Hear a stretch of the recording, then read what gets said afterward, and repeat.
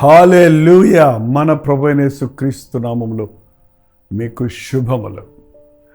దేవుని మహాకృప వలన మనము ఈ సీజన్లో ప్రవేశించాం. ఏ సీజను? క్రీస్తు మన కొరకు ఈ లోకంలోనికి వచ్చిన విషయాన్ని మరొక్కసారి జ్ఞాపకం చేసుకొని ఆనాడు దూతలు చెప్పిన సందేశాన్ని ఈరోజు మానవులుగా మనం అనుభవించి లోకానికి చెప్పడానికి, ఆయన రక్తములో విమోచించబడిన వారిగా ఆయన యందు ఆనందించడానికి, బాలయేసుగా వచ్చి పరిపూర్ణుడైన క్రీస్తుగా మన కొరకు చేసిన యాగాన్ని బట్టి ఆయన యందు ఆనందించడానికి రెండో చిన్న ప్రార్థనతో ధ్యానంలో ముందుకు వెళ్దాం. పరిశుద్ధుడా, నీకు వందనములయ్యా. కాలము సంపూర్ణమైనప్పుడు మా కొరకు పరము నుండి నీ వచ్చి వర్తమాన భూత భవిష్యత్ కాలంలో ఉన్న సకల మానవుల కొరకు ఒకేసారి బలియాగముగా నీ రక్తాన్ని చిందించి మమ్మల్ని విమోచించిన నిన్ను స్తుతించే భాగ్యం మాకు ఇచ్చినందుకే వందనములు. ఇంకా నీ నామం ఎరగని వారికి ఈ సందర్భంగా నీ ప్రేమ సువార్తను ప్రకటించే భారమును మాకందరికీ నీ అనుగ్రహించమని క్రీస్తు నామములో అడుగుచున్నాము తండ్రి, ఆమేన్. దేవుని స్తోత్రం అండి. మరి క్రిస్మస్ అంటే చాలామందికి సంతోషం, పిల్లలకు ఆనందం, పెద్దలకు ఖర్చు, మరి పనులు, చర్చిల్లో సంబరాలు. వీటన్నిటి మధ్యలో మనం ముఖ్యంగా గమనించవలసింది ఆ క్రీస్తును ఆరాధించటం. క్రీస్తు జననాన్ని గుర్తు చేసుకోవటంలో తప్పేమీ లేదండి. డిసెంబర్ 25వ తారీఖు ఆయన జన్మించలేదు అన్నది వాస్తవమే. అది ఆనాటి గ్రీకులు చాలామంది ప్రభువును నమ్ముకున్న తర్వాత వాళ్ళకి కూడా మన దేశంలో లాగా అనేక పండగలు ఉంటాయి.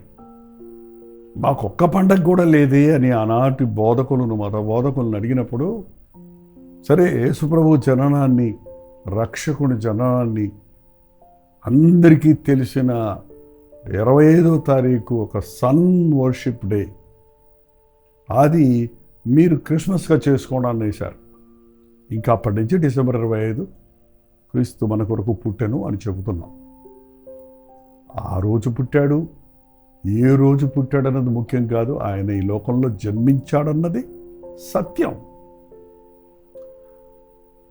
క్రీస్తు జననము హిస్టారికల్, అది చారిత్రాత్మకమైంది, వాక్యానుసారమైంది. ఆయన లోకంలో జన్మించింది పాపులను వెతికి రక్షించడానికి వచ్చాడు. ఆయన పాపుల కొరకు ప్రాయశ్చిత్తముగా తన ప్రాణాన్ని, తన రక్తాన్ని చిందించి బలియాగమవడానికి వచ్చాడు. ఈ సంగతి వద్దంటే ఎట్లా? క్రిస్మస్ అనే మాట అలవాటైపోయింది, కానీ క్రైస్ట్ మాస్ అంటే క్రీస్తును ఆరాధించటం. క్రీస్తును ఆరాధించకుండా జరిగే పండగ అంట దండగేనండి. అందుకే మీ పండగ దినాలు నాకు అసహ్యం అన్నాడు ప్రభు. ప్రతిదేనండి తప్పు ఉంది, రైట్ ఉంది. ఒక మ్యూజిక్ తప్పు కాదు, the way you use it is wrong. సంగీతం అనేది నువ్వు ఉపయోగించే విధానాన్ని బట్టి, పదజాలాలను బట్టి అది చెడుగవుతుంది, లేక ప్రభువుని ఆరాధించేది అవుతుంది. అంతేకాకుండా మనం చాలాసార్లు చాలా విషయాలలో టీవీ ఈజ్ రాంగ్ అని ఒకప్పుడు నేను కూడా బోధించేవాడిని. ఎందుకంటే అప్పుడు ఒక్క గాస్పల్ మెసేజ్ వచ్చేది కాదు. కానీ ఇవాళ వీ కాంట్ సే దట్. ఆ టీవీ మూలనే ఎంతో మందిని సువార్త ద్వారా ప్రభు కొరకు రక్షించే అవకాశం ఇచ్చాడు. లైక్ ద సేమ్ వే ఈ సెల్ ఫోన్, ఈ టెక్నాలజీ, ఇవన్నీ కూడా అర్థం చేసుకుంటే ఇవన్నిటినీ దేవుడు మనకు అనుగ్రహించాడు. ఎందుకంటే ఆయన ప్రజలందరికీ కలుగబోవు మహా సంతోషకరమైన శుభవర్తమానాన్ని ఈ లోకానికి తెలియజేయడానికి. కరెక్టే, క్రిస్మస్ అంటే సెలబ్రేషన్స్. మీరు ఇతర దేశాలకు వెళ్తే దగదగలాడిపోతుంటాయి లైట్లతోనూ మ్యూజిక్తోనూ. ఈవెన్ మన దేశంలో కూడా చాలా ప్రాంతాల్లో ఈ సీజన్లో అదే మనం చూస్తున్నాం. కొంతమంది సంగీతాన్ని ఇష్టపడరు, పాటలేంటి, ఎగురులేంటి, గంతులేంటి. ఆ పిల్లలు చక్కగా దేవుడు క్రీస్తు మాలాగా బాలుడిగా వచ్చాడని వారేదో ఎగిరి గంతులేస్తే ఆ దానికి విమర్శించేవారు ఉంటుంటారు. అవునండి, మ్యూజిక్ అనేది రైట్ విధంగా వాడుతున్నారా, రాంగ్ విధంగా వాడుతున్నారా అనేది నీ హృదయం రైట్గా ఉందా, రాంగ్గా ఉన్నదాన్ని బట్టి నీకు అర్థమవుతుంది. నువ్వు తప్పుగా అర్థం చేసుకున్నప్పుడు నువ్వు సినిమాలతోనూ లోకంతోనూ పోల్చుకుంటున్నావే కానీ కొంచెం మంచి క్రియేటివ్గా ఏదైనా ఒక మ్యూజిక్ వస్తే ఇది సినిమా మ్యూజిక్ లాగా ఉంది అంటారు. అంటే అక్కడికి ఏదో అదే మ్యూజిక్ స్టాండర్డ్స్ అన్నట్టుగా కాదు. వాళ్ళు దీనిని ఉపయోగించుకున్నారు, మనం మెదడు కూర్చుంటే. మనం దానికంటే మెరుగ్గా దేవుడిని మహిమపరచడానికి ఉపయోగించాలన్నది ముఖ్యం. క్రిస్మస్ అనగానే పాటలు, లైట్లు, దూతలు, ఏంటంటే సంబరం జరుగుతుందండి. తప్పులేని కుమారుడు తిరిగి వచ్చాడని, ఇంట్లో మంచి భోజనం సిద్ధమవుతుంది, గుమగుమలాడే వాసనలు వస్తున్నాయి, చక్కటి సంగీతం వస్తుంది, నాట్యం కనపడుతుంది, వాయిద్యాలు వాయించబడుతున్నాయి. ఆ పెద్ద కుమారుడు ఇంటికి వచ్చాడు. ఆ వాసనలు, ఆ సంగీతము, ఆ సంతోషము అతనికి సంతోషాన్ని ఇవ్వలేదు. చాలా విచిత్రం. ఏం జరుగుతుంది అక్కడ అని కూలోండి పనుని అడుక్కుంటున్నాడు. ఇంటికి నేరుగా వెళ్ళి నీ ఇంట్లో నువ్వు వెళ్ళి నీ తండ్రిని అడగొచ్చు కదా. తండ్రిని అడగకుండా పనివాడిని అడిగి అలిగి కూర్చున్నాడు బయట. ఇవాళ చాలామంది ఈ క్రిస్మస్ సందర్భంగా హేరోదు ఆత్మ, కలవరపరచబడే ఆత్మ. If you don't want to celebrate the Christmas, that's okay, do it, worship God quietly. But if somebody is doing some Sunday, if it is possible, rejoice with them or just be quiet. అంతేగాని దానిని విమర్శించటం, దానిని అసూయతో ఒక విధమైన నువ్వేదో చాలా గొప్ప spiritual లెవెల్లో ఉన్నారనుకోవటం అనేది ఇవాళ చూస్తున్నామండి. ఆనాటి పరిసయ్యుల పరిస్థితి కూడా అలాగే ఉంది. యేసు ప్రభు చేసే కార్యాలు చూసినప్పుడు ఏమాత్రం వారు ఆయన్ని అప్రిషియేట్ చేయలేకపోయారు. ఆయన గొప్పతనాన్ని గుర్తించలేకపోయారు, ఆయన ప్రత్యేకతను గుర్తించలేకపోయారు. ఆయన విమర్శించడమే వారి పని, ఆయన మీద తిరగబడటమే వారి ఉద్దేశం, వారిని చంపాలనుకోవటమే వారి ధ్యాస. రక్షకుడి లోకంలోనికి వచ్చాడు అన్నప్పుడు నీ హృదయంలో సంతోషం రావటం లేదంటే నీకు హేరోదు ఆత్మ, నేను రాజునుండగా మరొకడెవడు ఆ బాలుని చంపాలని గురిపెట్టాడు. చూసారా? ఇతరుల సంతోషాన్ని, ఇతరుల ఆనందాన్ని మనం పాడు చేయాలనుకోవటం అనేది దేవుని కార్యం కాదండి. All started in heaven and ఇవాళ చాలా ఇంగ్లీష్ మాట్లాడుతున్నాను. ప్రతిదీ కూడా పరలోకంలో ప్రారంభమైంది. లూకా సువార్త 2వ అధ్యాయంలో చూసినట్లయితే మొట్టమొదట సంతోషం ఎక్కడొచ్చిందంటే పరలోకంలో సంతోషం కలిగింది. 13వ వచనంలో చూడండి. వెంటనే పరలోక సైన్య సమూహము ఆ దూతతో కూడా నుండి సర్వోన్నతమైన స్థలములలో దేవునికి మహిమ. సర్వోన్నతమైన స్థలములలో దూతలన్నీ కేరింతలు కొడుతూ పాటలు పాడుతూ మా మధ్య ఉన్న సత్యస్వరూపి, సంపూర్ణుడు, పరిపూర్ణుడు, తేజోమయుడు, దైవస్వరూపి, దేవుని యొక్క ప్రతిరూపమైన మా ప్రభు మనిషిలాగా పుట్టబోతున్నాడట. ఆయన మనిషిలాగా తను తాను తగ్గించుకొని లోకానికి వెళ్ళబోతున్నాడట. దేవునిగా చూసిన ఈ ప్రభువును మనిషిగా చూడడానికి ఒక ఒక ఆత్రుత వారిలోనికి వచ్చింది. ఎందుకు వెళ్ళిపోతున్నావు ప్రభు అని అడిగారేమో దూతలు. లేదు లేదు లేదు, అదిగో అందరూ నా స్వరూపంలో నా ఆకారంలో చేయబడిన నా మనుషులు, నా బిడ్డలు పాడైపోతున్నారు, పాపములో పడి నిత్య నరకానికి పోతున్నారు. వారి పాపము కొరకు నేను పరిహారం చేసి మళ్ళీ వస్తా, పునరుద్ధానుడై మరణాన్ని జయించి నేను మళ్ళీ పరలోకానికి చేరుస్తా. అంతేకాదు, మీతో పాటు, నాతో పాటు, మనతో పాటు ఈ నరులు, నా యందు విశ్వాసం ఉంచిన మానవులందరూ, ఈ పరలోక రాజ్యం బోసిపోయింది, ఖాళీగా ఉంది. కోట్లాది దూతలున్న అక్కడ నేను ప్రేమించిన నా బిడ్డలు లేకపోవటం నాకు పెద్ద కొరతగా ఉంది, అందుకే వెళ్తున్నా అన్నాడు. సరే ఎలా ఉందో చూద్దాం, భలే భలే భలే చప్పట్లు కొట్టుంటాయి అందరూ, దూతలందరూ. కొంచెం పైనుండి వాటి మీద మనసు పెట్టండి. లోకంలో ఉన్న చప్పట్లు కొట్టగానే ఎందుకు చప్పట్లు కొడతారు, ఎందుకు అల్లరి చేస్తారు అంటారే కానీ, ఈ సంతోషం పట్టుకోలేనప్పుడు చప్పట్లు కొట్టకపోతే, ఎగిరి గంతు లేకపోతే, కేకలేకపోతే ఏం చేస్తావు? పరలోకంలో సర్వోన్నతమైన సర్వలోక సైన్యమంతా కూడా సర్వోన్నతమైన స్థలములలో దేవునికి మహిమ, ఆయనకి ఇష్టలైన వారికి భూమి మీద సమాధానం. అందుకే చెప్పాడు, అందరికీ సమాధానం కాదు క్రిస్మస్ అంటే. ఆయనకిష్టులైన వారికి, ఆయన్ని ఇష్టపడే వారికి, ప్రభువు కొరకు ఎదురు చూచేవారికి, ప్రభువును ప్రేమించేవారికి, ప్రభువు ప్రేమను గుర్తించిన వారికి, నా కొరకు నా దేవుడు తన మహేశ్వరూపాన్ని విడిచిపెట్టి, పరలోకపు సింహాసనాన్ని విడిచిపెట్టి నాలాగా ఒక మానవుడిగా ఈ లోకంలోనికి వచ్చాడా అన్న విషయం నీకు అర్థమైతే ఎంత కృతజ్ఞతుండదండి మనలో. ఎంతగా మనం స్తుతిస్తాం, thank you thank you thank you thank you అని చెప్తాం ప్రభుకి. నా కోసం వచ్చావా యేసయ్యా? అవును, నేడు రక్షకుడు మీ కొరకు పుట్టి ఉన్నాడు. ఈ రక్షకుడు మీ కొరకు పుట్టి ఉన్నాడు. ఇది ఎంత నిజమండి. ఈ రోజు కూడా నేడు రక్షకుడు మీ కొరకు పుట్టి ఉన్నాడు అన్నమాట వాస్తవం. ఈ రోజు కూడా మనకు రక్షకుడు ఉన్నాడు. నిన్న నేడు నిరంతరము ఏకరీతిగా ఉన్న ప్రభు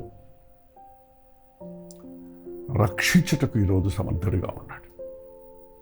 నీవింతకీ ఈ రక్షకుడిని గుర్తించావా?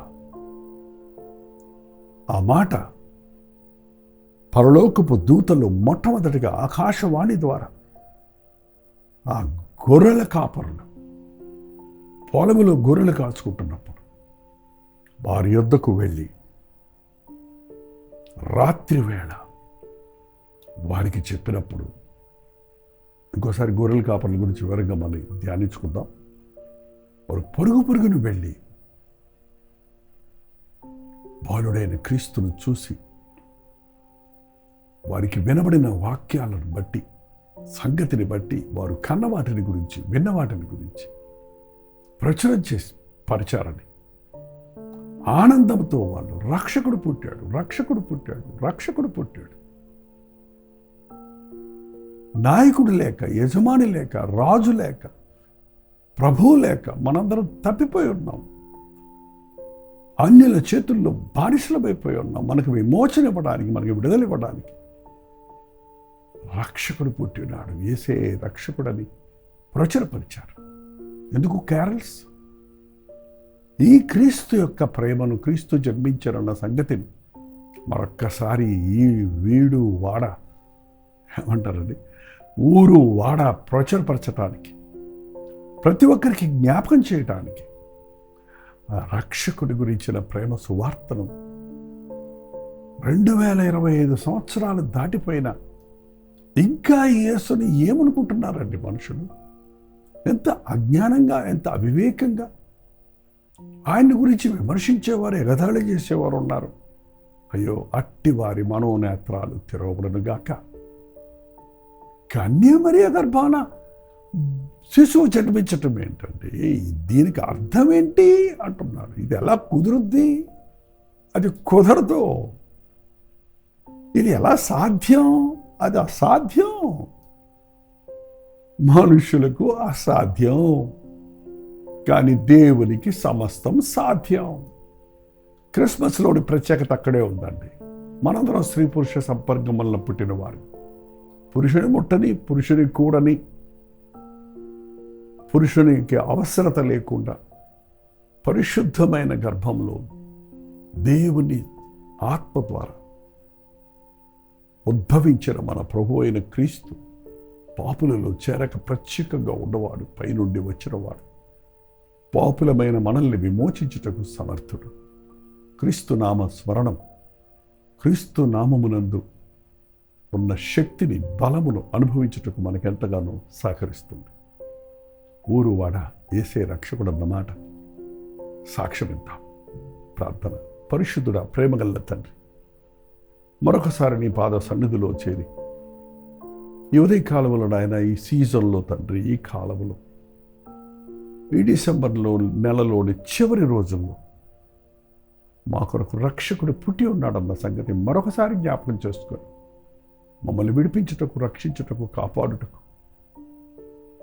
క్రీస్తున్నాడన్న సంతోషముతో సాగిపోటుకు, ఇంకా నిన్ను ఎరగని వారు, నీ ప్రేమను ఎరగని వారు, నీ సిలువ రక్తము నుండి కడగబడని వారు ఎందరో ఉంటుండగా ప్రతి వారి హృదయము క్రీస్తు రక్తములు కడగబడినట్లు, వారి మనోనేత్రములు తెరవబడినట్లుగా పరిశుద్ధాత్మని కార్యములు అంచెతనములలో ముమ్మరమును జరిగించమని క్రీస్తు నామములో అడుగుచున్నాను తండ్రి, ఆమేన్.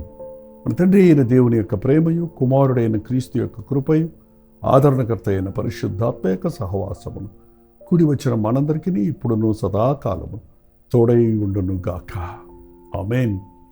మీ ప్రార్థన స్తుతుల భారాలు అలాగే ప్రైజ్ రిపోర్ట్స్ నేను 9540 నెంబర్కి, మీరు ఇతర దేశాల్లో ఉంటే 9100100888 నెంబర్కి ఒక టెక్స్ట్ లేక వాయిస్ మెసేజ్ ద్వారా వాట్సాప్ పెట్టండి. ఈ క్రిస్మస్ సందర్భంగా మీరు ఎటువంటి దీవెనలు పొందుతున్నారో, ఎలాంటి అనుభవాలు పొందుతున్నారో కూడా తెలియజేయండి. మన అందరం కలిసి ప్రభువును స్తుతిద్దాం.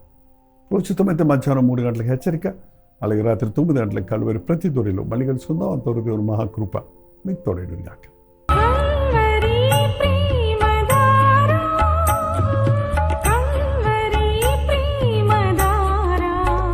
కల్వరి ప్రేమధార అనే మా ద్విమాస పత్రికను ఈ మధ్య త్రైమాస పత్రిక అంటే 3 నెలలకి ఒక్కసారి మాత్రమే ప్రింట్ చేయగలుగుతున్నాం.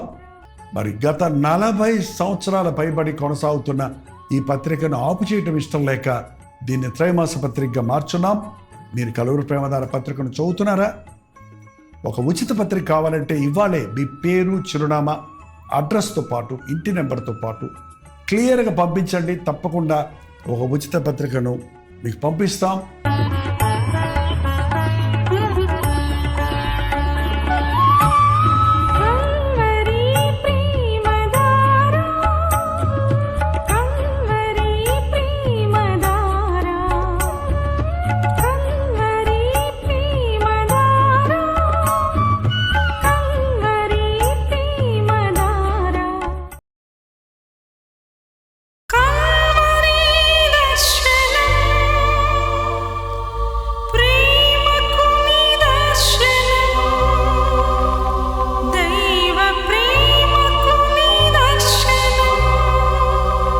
తెలుగు, తమిళ, హిందీ, మలయాళం, బెంగాలీ, ఒరియా అనే 6 భాషల్లో టెలివిజన్ ప్రోగ్రామ్స్ కొనసాగుతూనే ఉన్నాయి. భారభరితమైన పరిచయంలో మీరు సహకరించాలని ఆశిస్తే, ప్రభువు మిమ్మల్ని ప్రేరేపిస్తే మీ విరాళాలు, కానుకలు వారికి మీరు పంపించవచ్చు. అవి నేరుగా టీవీ ఛానల్స్కి వెళ్తాయి. అందులో ఏది మేము మా సొంత ఖర్చుల కొరకు ముట్టుకోవట్లేదు, వేరే పరిచయ కొరకు ముట్టుకోవట్లేదు. టెలివిజన్ పరిచయలో ఇంకా సువార్త వినని వారికి అది అందించాలని ఆశతో ఒక 20 సంవత్సరాలుగా కొనసాగుతున్న పరిచయం కొరకు ప్రార్థించండి. మీ సహకారాన్ని అందించండి. ఈ విషయం మీకు ఇంకా వివరాలు కావాలంటే 89393939 అనే నెంబర్కి మార్నింగ్ 10 నుంచి ఈవినింగ్ 10 లోపల మీరు ఫోన్ చేయండి. వివరాలు మీకు తెలియజేస్తాం.